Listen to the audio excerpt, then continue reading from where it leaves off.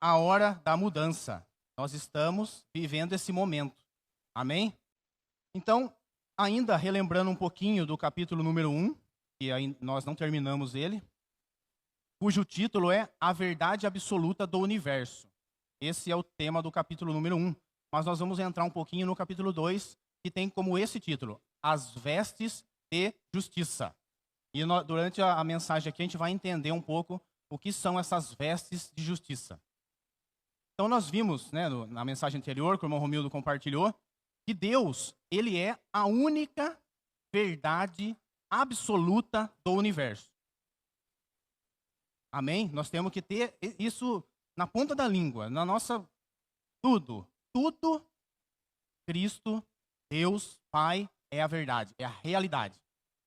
Tudo que existe no universo aponta para Ele, tá? E nós não estamos falando apenas do que está aqui objetivamente escrito na Bíblia, apenas um documento, um livro. Nós estamos falando de uma pessoa viva. O Senhor Jesus disse, né? Eu sou o caminho, a verdade e a vida.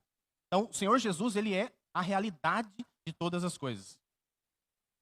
E se nós removermos Jesus do universo, da nossa vida, do nosso entendimento, sabe o que vai sobrar? Nada. Não resta nada. Tá? Ele preenche todas as coisas. Essa semana, nós tivemos até um convite não muito agradável, né? Nós fomos participar de um funeral de um antigo amigo da Márcia, do pai da Márcia, dos tios da Márcia. Alguém que eu conhecia, assim, um pouco só. E ele era membro daquela fraternidade maçônica. E o ritual foi lá dentro do templo. Assim, só no início ali, né? Sabe que tem muitas coisas reservadas apenas para os, entre aspas, membros, né? Então a cerimônia foi ali. E quando chegou, a gente chegou, cumprimentou os familiares, lógico, né? As filhas desse conhecido nosso são amigas da Márcia, a gente cumprimentou, compadeceu delas ali e foram dar início ao ritual. Aí a Márcia perguntou assim para mim: você vai querer ficar? No bom sentido da palavra, tá? Tirando a dor da morte, da perda, eu curto um funeral, tá? Senhor Jesus.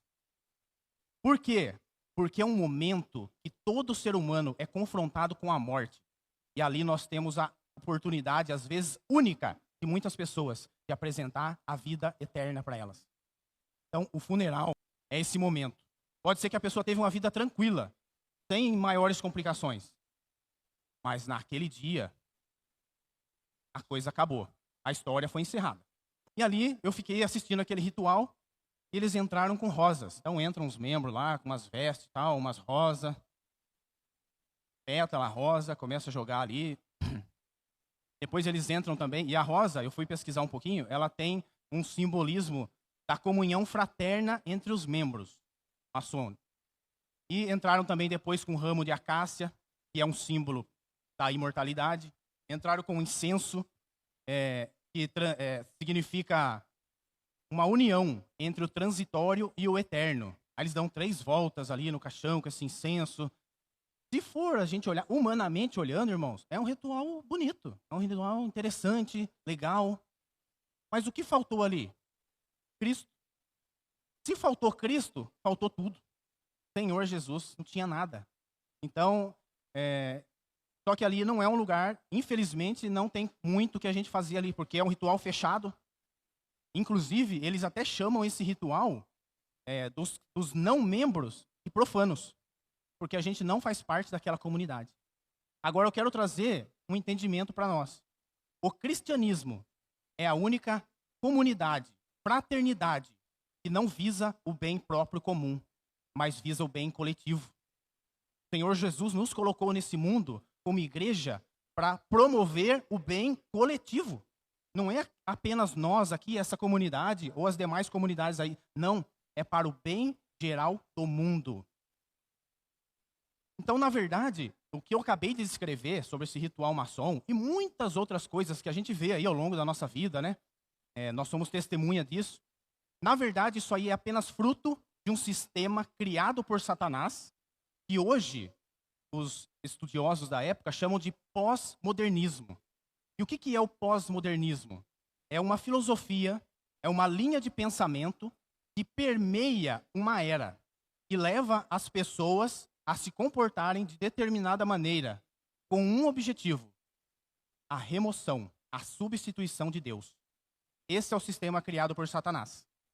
E hoje ele tem um nome de pós-modernismo.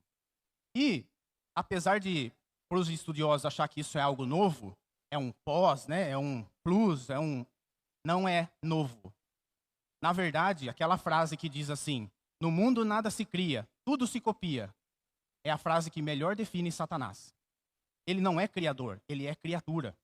E ele só está aqui formando, né, maneiras, criando métodos de substituir o que o Criador está fazendo. É uma cópia fajuta, falsa. Por isso que nós estamos pregando que há uma verdade absoluta. O pós-modernismo, ele vem para destruir isso, que não há uma verdade. Ah, você tem sua verdade, você, e está tudo certo. É a sua verdade, vai de acordo com ela e está tudo certo. Mas existe uma verdade única e absoluta no universo, que é Jesus Cristo. Nós conhecemos isso, e isso não é para a nossa glória, é para a glória dele. E o que cabe a nós é anunciar isso. Aliás, eu até vou compartilhar no grupo da comunhão aí no WhatsApp depois, tem uma palestra do irmão Marco Melo, na reunião de jovens de 2016, e ele fala muito bem sobre esse assunto, dá todos os detalhes ali, e eu creio que é muito importante a gente entender isso, que a gente vê que é o caminhar de eras, mas o mecanismo, a ideia central ali é a mesma, é substituir Deus. E como eu disse, né, isso não é novo. Lá nos primeiros capítulos já de Gênesis, após a queda, no capítulo 4, nós vemos a descendência de Caim. E a descendência de Caim, logo ali cita, né, no começo do capítulo 4, fala que tinha um descendente lá chamado Jabal. E o que ele fez? Ele era o pai dos que habitavam em tendas e criavam gado. Tinha um outro filho, que era o Jubal, era pai dos que tocavam harpa e flauta. O Tubal-Caim, um outro descendente de Caim, era artífice de todo um instrumento cortante de bronze e de ferro. Se a gente for analisar essas três coisas, tendas e criação de gado, harpa e flauta, objeto cortante de bronze e ferro, é o sistema que o homem tem criado para não precisar de Deus. Eu posso plantar, criar um gado, construir minha casa pelo meu próprio esforço, pela minha própria sabedoria, pelos meus próprios recursos. Ou a harpa e a flauta já traz uma tipologia da música, do entretenimento, das diversões. Para quê? Para roubar o lugar de Deus. E na verdade eles perderam o verdadeiro prazer. A partir do pecado, o jardim do prazer foi blindado, foi selado. O homem perdeu o desfrute. E os artífices de instrumento cortante, nós podemos fazer uma referência ao sistema que nós temos hoje, em questão de segurança, cerca elétrica, alarme, armas, enfim. Estou dizendo para os irmãos não desfrutarem disso? Não estou dizendo isso. Tudo isso, bem usado, bem utilizado e na dependência de Deus, vai trazer pouco mais de conforto para a nossa vida, estabilidade, enfim. Mas lembra-se que é o homem com Deus, né? É Deus com o homem. Não é mais o homem sozinho ou dependendo dessas coisas ou confiando nessas coisas. Eu vou confiar que eu estou seguro porque o meu carro tem um seguro? Porque minha casa tem um seguro? Não. A minha confiança vem do Senhor, que fez os céus e a terra. Amém? E nessa palestra do irmão Marco Melo, ele traz uma observação interessante ali para duas palavras gregas que definem mundo. Uma delas é cosmos. E o que o cosmos quer dizer? Quer dizer o mundo, o universo, os planetas, as pessoas, mas também um sistema. Agora, o aion, que é outra palavra grega usada na Bíblia para falar de mundo, ela faz referência ao curso deste mundo, a uma era, um período de tempo. É o século. Tá? Então, cosmos e aion. E aonde nós vemos essa citação aí? Efésios 2, versículo 2, ele fala que nós andávamos segundo o curso deste mundo. Então aqui, a Bíblia usa as duas palavras no mesmo versículo, curso e mundo. Curso é o aion, é a era. E mundo é o planeta. Tá? Gálatas 1,4 fala que Cristo que entregou para nos desarraigar deste mundo perverso. Então não é que o planeta Terra é ruim ou é mau, mas tem um sistema governante que é ruim, que é mau, né? Que é perverso. Romanos capítulo 12, 2, ele também diz, né? Não vos conformeis com este século. E a palavra século aí é o aion. Então é para a gente não andar segundo o mover, a moda que está em alta, aí o que está pegando, o que está em alta. Irmãos, não é isso que faz a nossa cabeça, não é isso que molda o nosso viver. O nosso viver é moldado pela verdade absoluta de Deus. Aleluia? Então, há esse movimento, que é chamado de pós-modernismo, para nós não dependermos de Deus. E sim de nós mesmos, da nossa capacidade, da nossa força. E com isso também, esse sistema, ele nos remove da intromissão de Deus na nossa vida e do julgamento de Deus. Isso até certo ponto, você falar isso, parece até legal, né? Ah, Deus não vai ficar se intrometendo na minha vida nem me julgando. Mas tudo que Deus faz, que o Pai faz, é para o bem dos filhos. Quem aqui é pai, mãe, sabe disso, né? Ele se intromete, né? Ele julga o que o filho faz, mas qual é a finalidade disso? Proteção, segurança. O Daniel até falou um pouco disso, né, ontem. E não é que Deus quer controlar, não é que ele quer controlar, ele quer cuidar para que a gente cresça, a gente se desenvolva. É para a nossa saúde, né? Então, graças a Deus, nós que estamos aqui, nós que buscamos conhecer a palavra de Deus, conhecer a verdade, nos empenhamos nisso, nós precisamos ter uma atitude também em relação a essa verdade, tá? Não posso apenas conhecer isso e reter, nós precisamos ter uma atitude. A verdade, ela quer frutificar em nós. E por nós, primeiro, nós vamos a Deus. Depois, levamos as pessoas a Deus. Então, primeiro a verdade nos alcança. Nós cantamos aqui, né? Que Deus sobe as montanhas, traz luz para as sombras, destrói as mentiras para nos salvar, para nos encontrar. Então, assim que nós somos confrontados, transformados com essa verdade, agora nós vamos frutificar. Como? Levando outras pessoas a também terem as vistas abertas, né? Ter a mentira excluída da sua vida. Por que nós sabemos que existe um falso? Nós sabemos que existe um falso, que apesar do mundo prega que não existe, que tudo é verdadeiro, que tudo pode, você pode ser quem você quiser, o que você quiser. Nós só sabemos que existe um falso, irmãos, porque tem um verdadeiro. Alguém falsifica a nota de R$ 45? Por que não? Podia falsificar, né? Porque não existe uma nota de R$ 45. Então não tem como eu falsificar uma coisa que não existe. Só existe o falso, porque existe o verdadeiro. E essa coerência, isso é uma lógica, irmão. Nós temos isso, porque um dia o nosso coração foi aberto, nossos olhos foram abertos. Senhor Jesus. Então, se você encontrar uma nota de 45 aí, não pega, hein? Falso. Senhor Jesus. Vou usar aqui uma definição do pastor Leandro Vieira, que eu acho muito rica. Ele diz assim: se nós pudéssemos resumir o plano eterno de Deus, nós diríamos que seria uma família para o pai, uma esposa para o filho e uma habitação para o espírito. Até a parte de entender uma família para o pai é fácil, né? Até a maioria das pessoas aí, até quem não conhece o evangelho, acha que é filho de Deus, né? Ou tudo que faz é para Deus e que Deus é o pai, está lá em cima, está tudo certo, eu sou filho. Então esse entendimento, até por tudo que já foi pregado durante todas as eras, é fácil. Mas nós precisamos avançar um pouquinho mais. E aí nós vamos partir para noiva. Toda a escritura, ela fala de um casamento. Ela fala que há uma noiva e que o pai quer casar o seu filho com essa noiva. E graças a Deus que nós já temos isso em mente, né, que nós, a igreja, somos essa noiva.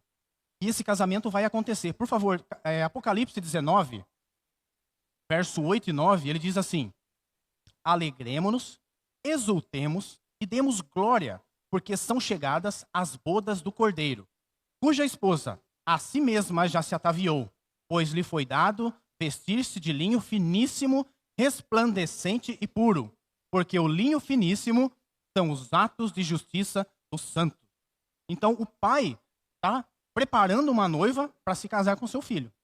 que essa noiva, ela estará pronta quando ela estiver cumprindo esses atos de justiça dos santos. Jesus é o noivo. E nós, a igreja, né, somos a noiva. Isso está claro para nós, glória a Deus por isso. Como foi esse processo?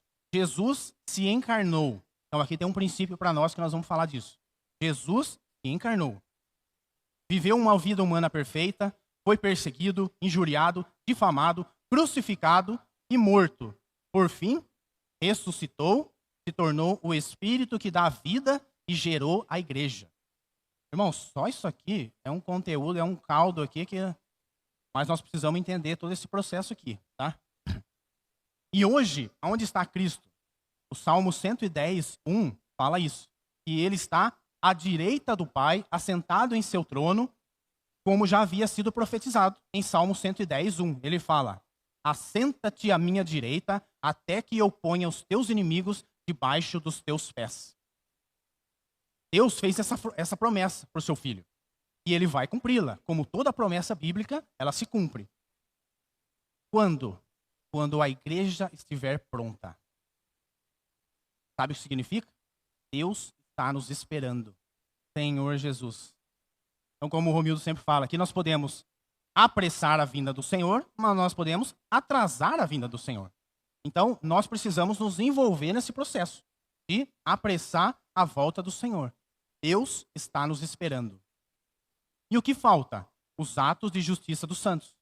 Ao crermos no Senhor Jesus, o que aconteceu?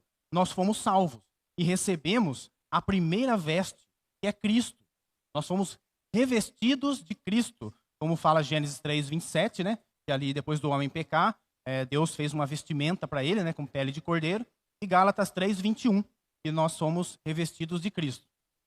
Agora, o nosso viver, caminhando com Cristo, tendo uma vida santa, agradável a Ele, nós vamos praticando esses atos de justiça. Que, na verdade, nós podemos chamar de boas obras. E Efésios 2:10 fala isso. Andem nas boas obras que eu preparei para que vocês andassem nela desde a fundação do mundo. Então, o Pai nos resgatou, nos deu uma roupa nova, a parábola do filho pródigo, né? E Ele já preparou um caminho para nós. Agora, nós precisamos depender dele, comunhão com ele, trilhar esse caminho de boas obras. Só um parênteses aqui. A salvação, ela não é por obras. Salvação é pela graça. As obras são para galardão. O que é galardão? É para prêmio, para presente. E as obras também evidenciam que nós fomos salvos. Tá? Antes de ser salvos, irmão, nem obra tem. Efésios fala que nós somos mortos. Todo ser humano nasce morto. Sabe quando você faz um projeto lá e você fala, nasceu morto? Outro dia até conversei com o Wagner ali, falei do shopping Nações aqui, né, que dá até dó, né, de fechado ali. Aí ele falou, esse aqui já nasceu morto. Não tem uma entrada aqui, não tem um acesso para o shopping, ninguém consegue chegar no shopping, nasceu morto. Então, todo ser humano nasceu assim, morto. Mas, aleluia, que Cristo, por sua tremenda graça, né, nos resgatou. Aleluia, Senhor Jesus. Então, sem um viver piedoso, nós nos assemelharemos a sepulcros caiados, hipócritas, escribas, como os fariseus, que Jesus criticou em Mateus 23. E o que significa esse caiado? Eu mesmo nunca tinha buscado esse entendimento aí. Significa algo que é revestido de cal. É simples, né? Sepulcro caiado. Falava isso até sem saber. Mas é algo que é revestido de cal. Naquela época, não era como hoje, né? Você vai numa casa de tinta, o cara te dá um livro dessa grossura, cheio de paleta de cor, você pode misturar e criar uma cor nova. Você pinta a sua casa do jeito que você quer. Naquela época não tinha. O único acesso ali era o cal. Então eles pintavam a casa de cal e também os sepulcros, para ficar um pouquinho mais bonitinho. Mas a gente sabe o que tem lá dentro, né? Pode pintar, azulejar, fazer o que quiser, né? Lá dentro não tem nada vivo, né? Só é morte. E no nosso viver diário, no nosso dia a dia, nós podemos até receber muitos elogios, podemos até ter uma boa aparência, né, diante da comunidade, diante da sociedade. Mas a pergunta é, como está o nosso interior?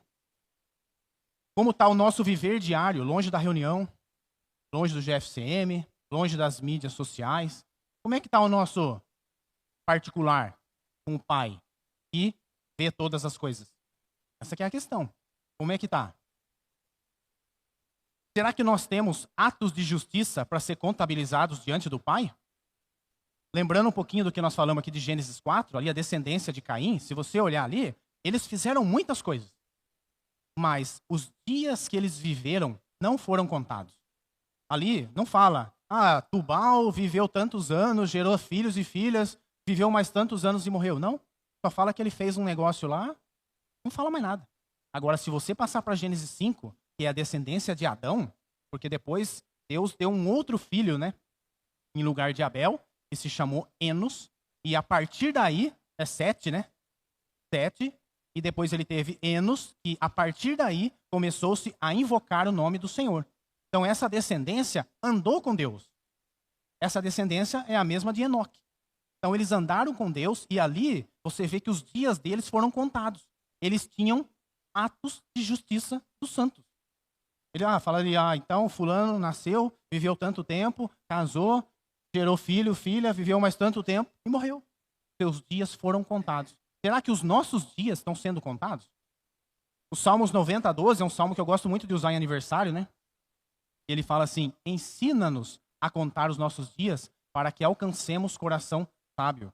Então, o Senhor quer contar os nossos dias, Ele quer que a gente tenha uma vida plena, cheia, repleta, mas da presença dEle. Sem a presença dEle, não tem dia contado. Senhor Jesus. Misericórdia. Misericórdia. Será que o Senhor, Ele pode contar conosco para sermos o sal da terra? Tá? Esses atos de justiça também fazem menção a ser luz, ser sal. E qual era a principal função do sal nos tempos antigos?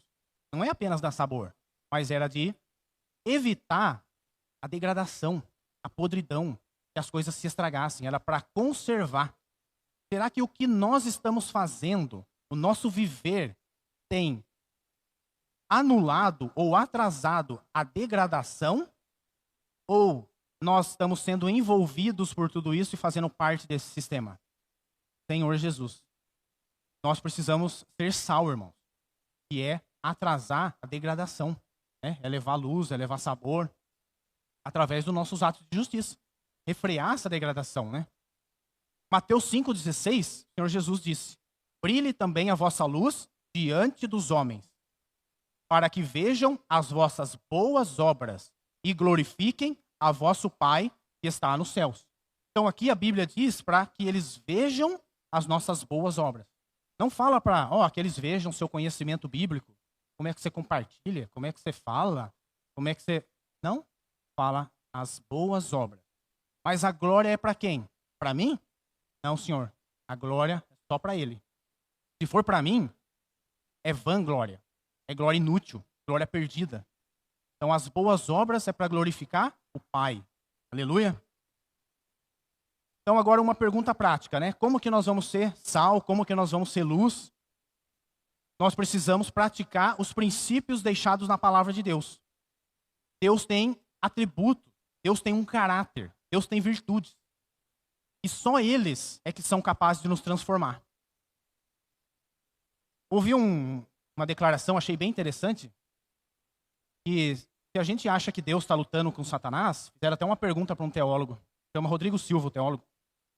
Falaram assim, mas se a gente fica aí falando que Satanás é inimigo de Deus, está lutando com Deus, será que nós não estamos equiparando Satanás a Deus? Aí ele respondeu muito bem, ele falou assim, Deus não luta com Satanás como Deus. As armas que Deus usa para vencer Satanás são os seus atributos, seu caráter. A forma que Deus luta contra Satanás é através do seu caráter, através dos seus tributos, né? Seus atributos, das suas virtudes. Então, isso para nós é uma referência. São as boas obras. Como que nós vamos lutar contra Satanás? Nós temos a oração? Amém. Nós temos a palavra? Aleluia. Temos sim. Mas, lá fora, que eles vão ver, é o nosso caráter. É a nossa condição de ser humano transformado por Deus. Se Deus fosse lutar contra Satanás como Deus, e o Rodrigo Silva fala que não haveria luta. Sabe o que haveria? Um massacre. Não tem luta. Não tem como. Deus é Deus, ele é o Criador, ele é onipotente. Satanás é criatura, ele está aqui.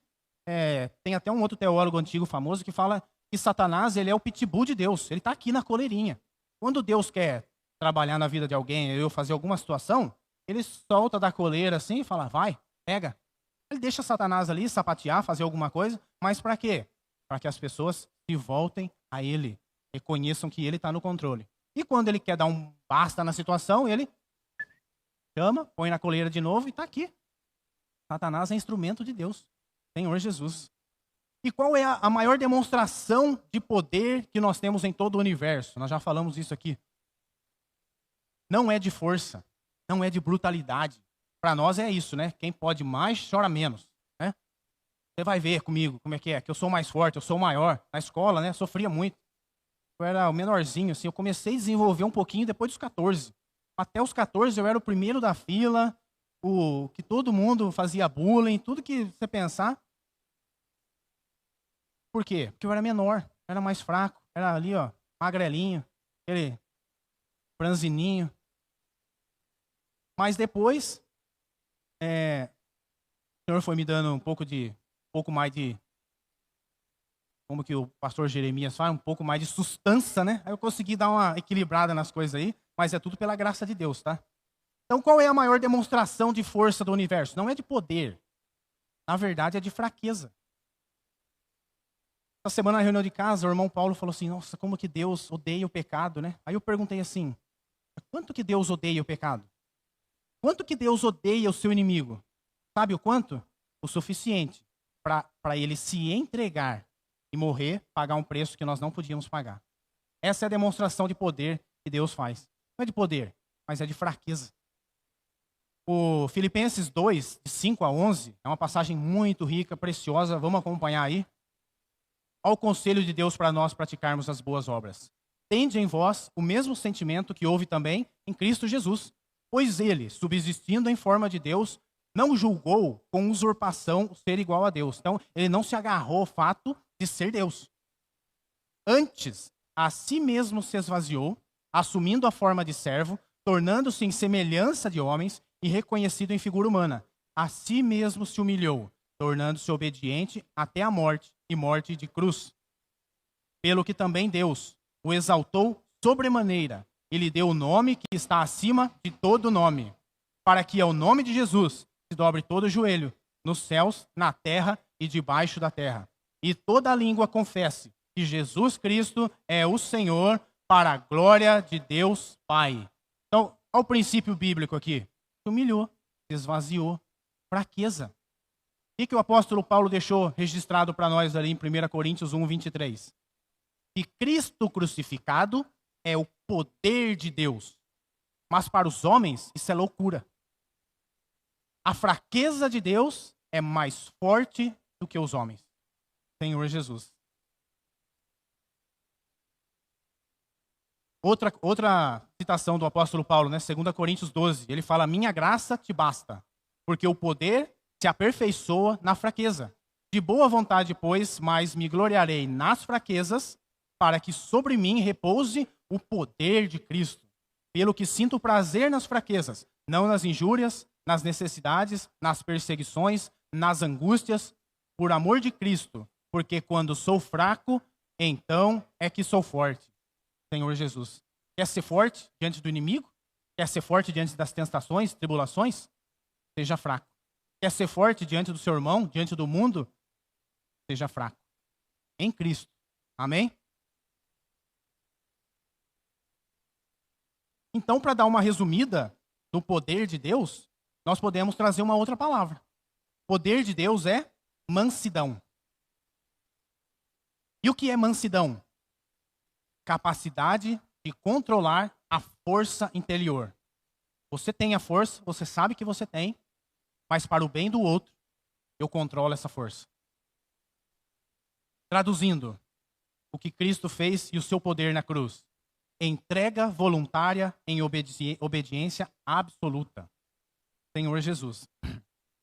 Outro dia eu ouvi um relato de um irmão, desde muito cedo, entrou no mundo do alcoolismo. Começou a depender de bebida alcoólica, isso aí era o seu prazer, era a sua alegria, sua satisfação. Nos tempos de folga, o que ele sabia fazer era beber. E aí, Deus continuou cuidando dele, apresentou uma mulher temente a Deus, se casou, mas ele carregava aquele vício do passado. Saía para trabalhar, antes de voltar para casa, tinha que parar no bar. Beber. Chegava em casa tarde, tá bêbado. E a esposa, temente a Deus, submissa ao Senhor, arrumava a mesa, preparava o jantar, esperando o marido chegar. E o cara não chegava. E esse irmão contou isso para mim em lágrimas, tá? Eu fiquei muito tocado com esse testemunho.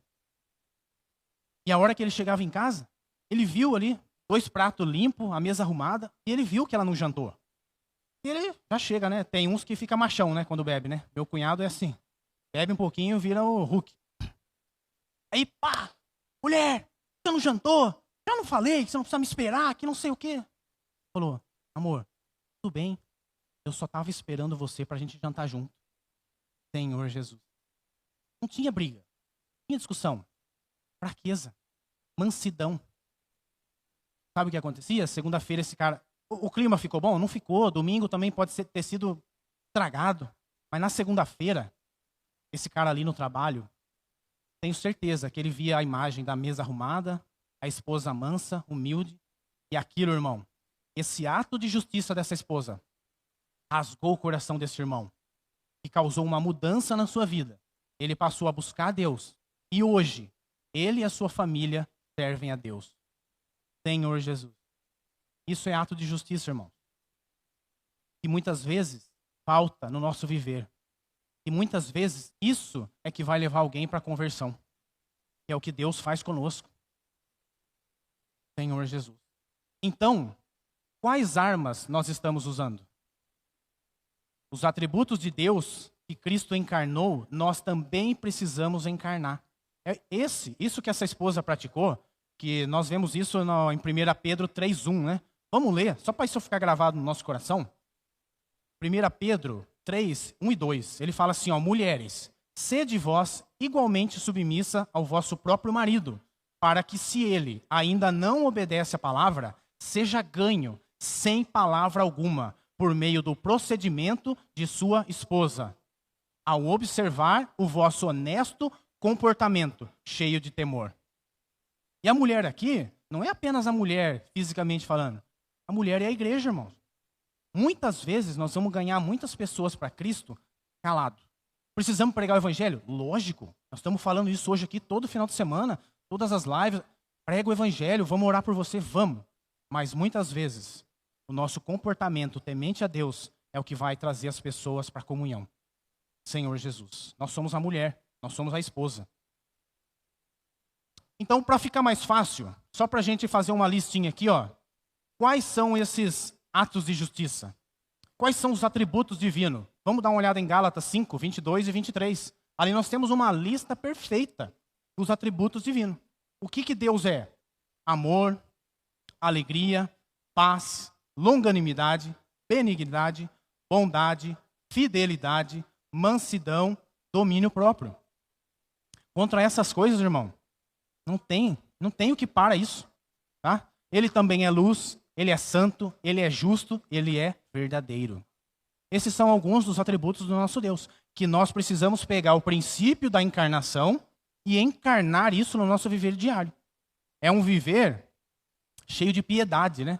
O Daniel até falou com timidez, né? Falou, não gosto dessa palavra, parece que é dó, né? Que é compaixão, mas não é. Piedade é parecer-se com Deus. É estar vestido com esses atos de justiça, praticar. Essas são as vestes de justiça, irmão. Amor, alegria, paz, domínio próprio. Um pensador, escritor muito famoso do século XX, ele disse uma frase muito interessante que é assim: eu acredito no cristianismo assim como eu acredito no nascer do sol todos os dias.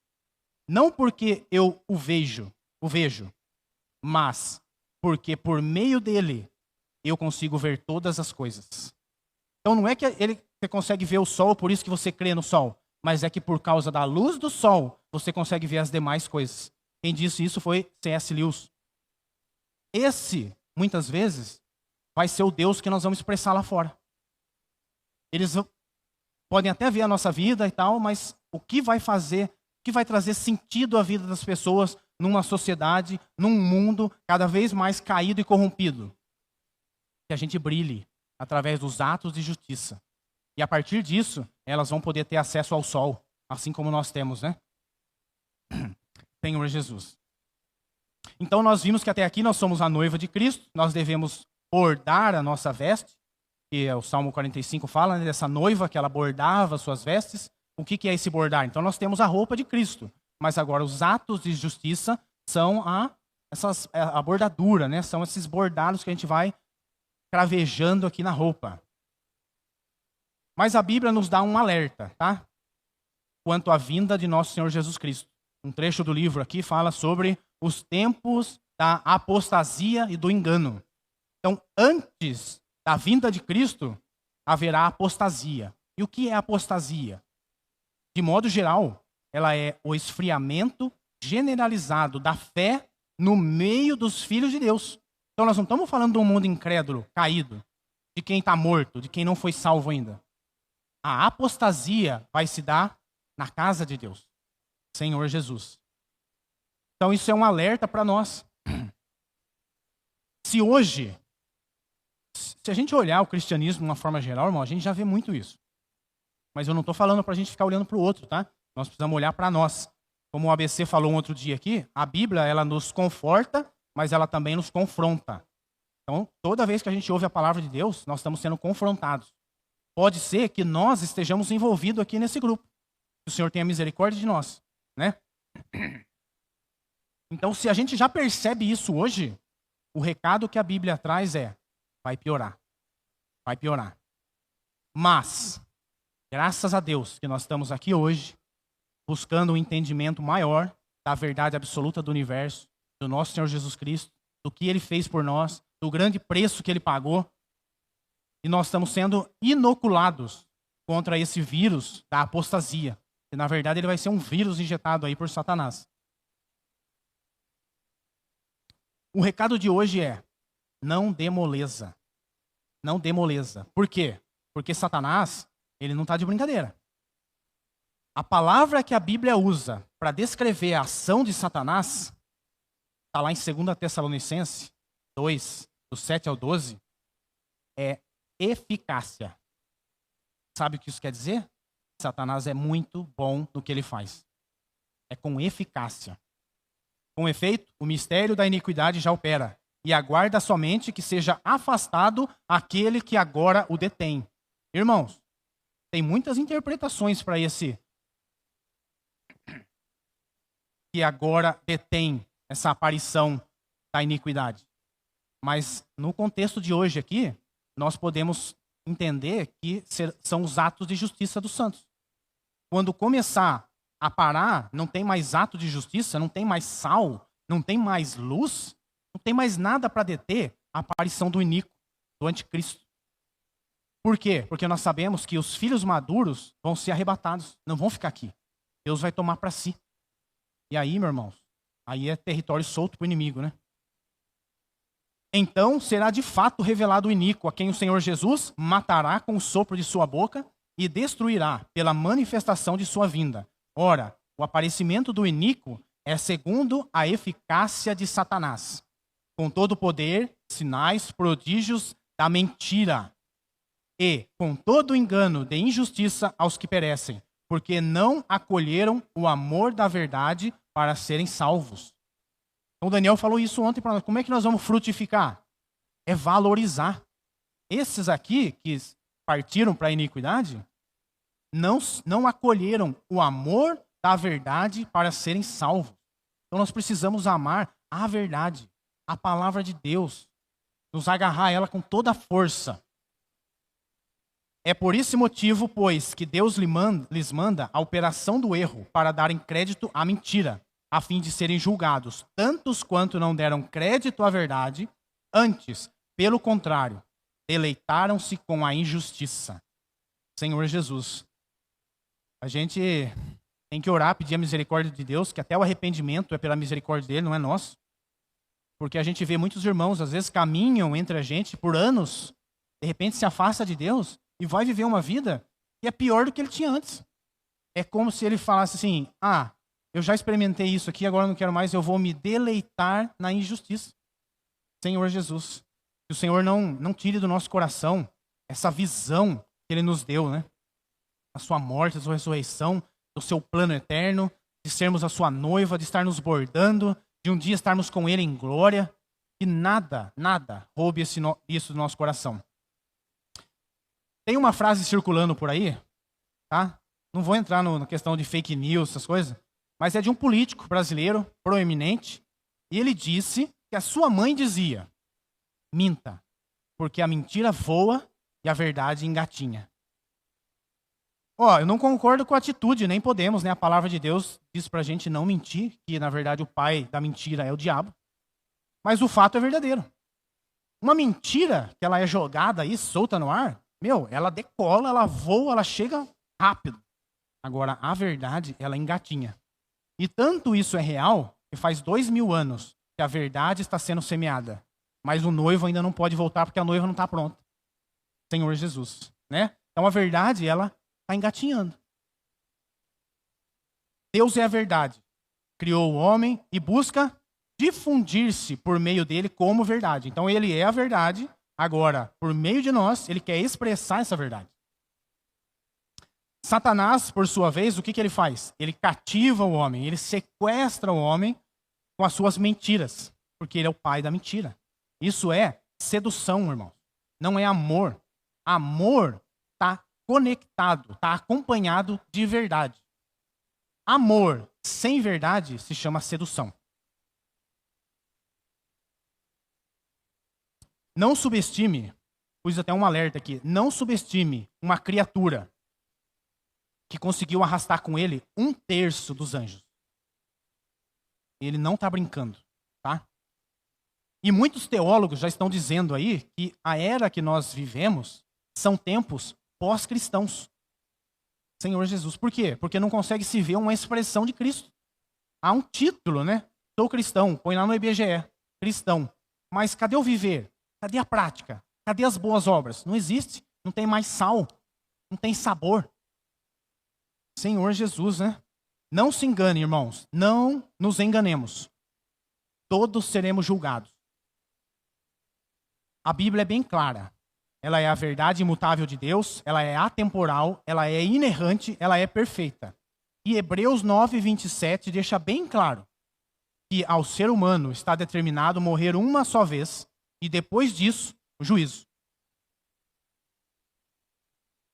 O que nós temos feito com o nosso viver aqui? Nós seremos julgados.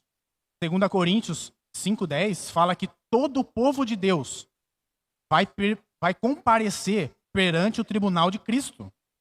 Então todos nós vamos comparecer. Para quê? Nós vimos. A salvação, ela está garantida. Amém. É o que Jesus fez. Mas as boas obras, os atos de justiça, eles vão entrar aqui nesse tribunal de Cristo ou para galardão ou para disciplina. O Pai nos ama a tal ponto que veio nos buscar como nós estávamos. Mas, mais do que isso, Ele não vai permitir que a gente permaneça da forma que Ele nos encontrou. Então Ele vai nos transformar. De um jeito ou de outro vai. Claro que nós podemos aproveitar, nos agarrar à verdade hoje, deixar ser transformado hoje. E não passar pelo tribunal de Cristo e ser lançado fora das bodas do Cordeiro ou no ranger de dentes e ficar ali por 1000 anos na frigideira. Até falei com a Márcia hoje, 1000 anos na frigideira. Senhor Jesus. Isso é para amenizar ainda, eu não sei como é que vai ser. Mas serão 1000 anos distante de Cristo. O Mildo até fala, né? Fala assim, como é que nós vamos suportar esses 1000 anos? É porque o nosso corpo ele vai ser glorificado, ele vai ser transformado. Nós vamos estar com uma vestimenta especial aqui para suportar aquilo, porque senão ninguém suportaria. Mas esse período ele é limitado, ele tem um dia contado para começar e para terminar. São 1000 anos. E a partir disso, o Senhor vai nos chamar e todos os filhos de Deus estarão juntos na Nova Jerusalém, na eternidade, na glória eterna com o Pai. Amém? Mas nós hoje estamos aqui buscando isso, né? Nos arrependermos, nos lavarmos no sangue do Cordeiro, pedir perdão, não ficar carregando pecado. Nós não fomos feitos para isso. Por isso que Cristo veio, para pagar esse preço. Falar assim, ó, estou aqui de braços abertos, traz para mim. Entrega para mim que vai ficar aqui. Se nós não entregarmos, nós vamos levar para a era vindoura. E aí nós vamos pagar por eles. Senhor Jesus. Senhor Jesus. Para a gente fechar aqui, nossa meta como igreja hoje é amadurecermos na vida de Deus, nos tornarmos filhos maduros, herdeiros de Deus. Sabemos que o Pai é justo, Ele é amoroso, mas também é justo, e podemos receber essa disciplina, né? E ficar longe das bodas do Cordeiro, do reino milenar. Mas, Tiago 2,13 nos deixa um recado muito bom. Tá? Nós não vamos terminar aqui com más notícias. O Evangelho é uma boa notícia, lembra? E Tiago 2,13, ele diz, porque o juízo é sem misericórdia, para com aquele que não usou de misericórdia. Então, como é o nosso proceder? Nós estamos agindo aí fora com misericórdia? Espero que sim. Porque naquele dia, Deus também vai usar de misericórdia. E o finalzinho? A misericórdia triunfa sobre o juízo. Então, irmãos, hoje nós estamos aqui contando com a misericórdia de Deus, com o seu grande amor. Para fechar, um versículo que vai encher o nosso coração de alegria agora, 2 Tessalonicenses, capítulo 2, do 13 ao 17. Ele diz assim: eu vou pedir que a igreja se levante, nós vamos proclamar essas palavras juntos, para a gente ir embora com essas palavras no nosso coração. Entretanto, devemos sempre dar graças a Deus por vós, irmãos amados pelo Senhor, porque Deus vos escolheu desde o princípio para salvação, pela santificação do Espírito e fé na verdade, para o que também vos chamou, mediante o nosso Evangelho, para alcançardes a glória de nosso Senhor Jesus Cristo. Assim, pois, irmãos, permanecei firmes e guardais as tradições que vos foram ensinadas, seja por palavra, seja por epístola nossa. Ora, nosso Senhor Jesus Cristo mesmo e Deus, o nosso Pai, que nos amou e nos deu eterna consolação e de boa esperança pela graça, consolem o vosso coração e vos confirmem em toda boa obra e boa palavra. Amém. Aleluia. Senhor Jesus. Amém. Senhor Jesus. Amém. Então vamos orar para o Senhor confirmar isso, essa salvação no nosso coração e nós andarmos no desfrute da graça. Amém? Senhor Jesus, obrigado pela tua palavra. Senhor, que ela é eficaz, ela é inerrante, ela nos confronta sim, Senhor. Mas acima de tudo ela nos conforta, porque o Senhor pagou o preço, a sua graça é tremenda e nós não podemos e não devemos andar temerosos. Nós confiamos no Senhor, Criador de todas as coisas e que nos comprou. Senhor Jesus, abençoa a nossa semana, que nós possamos ter uma semana cheia da tua presença, da tua comunhão e praticando esses atos de justiça, Senhor, para que muitos sejam ganhos pelo nosso procedimento temente ao Senhor. Muito obrigado, Jesus. Amém, Senhor Jesus. Aleluia.